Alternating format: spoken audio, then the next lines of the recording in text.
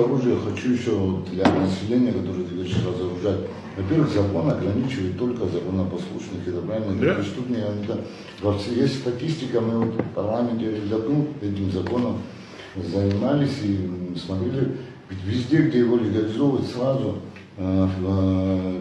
виды все там ограбления, убийств сразу меньше, потому что преступнику уже не один человек, кто на улице занимается грабежами, разбоями, скажем, или же там убийство хочет совершить, ему не нужен этот закон.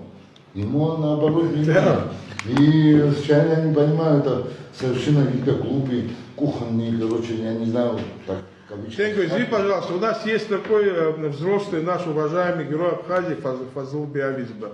Вот у него, вот знаете, вот мысли вслух, вот он не сдержался, сказал, это закон говорит, если бы примем, говорит, это только против законопослушных людей, говорит. Преступник, как говорит, носил оружие, так и будет носить, и завтра тоже будет, говорит, это преступника не ограничивает, говорит, этот закон. Он правильно сказал, вот то, что Тенько сейчас говорит.